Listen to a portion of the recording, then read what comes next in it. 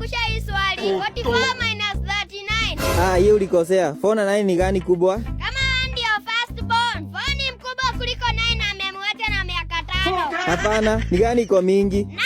9. Haya, 4 juu yezi minus 9 juu ni kubwa kuiliko, itaomba moja kwa hii 4 ingine zikuwe 10. Sasa mbona iombe?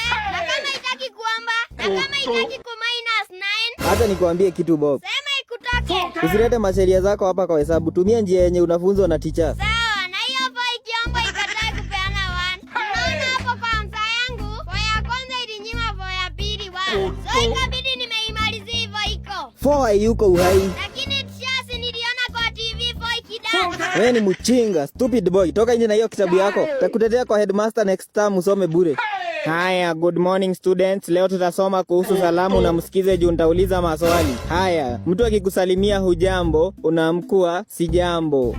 Salamu ni rahisi hata nilale. Baadaye. Wewe ngamia mbona unalala? Woi, wala mwalimu. Siongei na wewe. Pia wewe umelala? Hapana. Haya, sema salamu tatu na huwa zinasalimiana saa ngapi? Haya, ya kwanza kuna hai. Na huwa inasalimiana time na chat. Ya pili ni masariheri. Ukisalimia hivyo unafaa kujibu sabariheri. Hizi salamu zinafaa zisalimiano ya saa 7. Lakini kusalimia na kuuliza masariheri.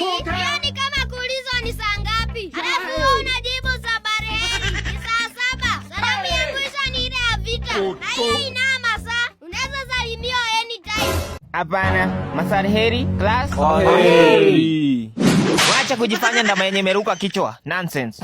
Ndama.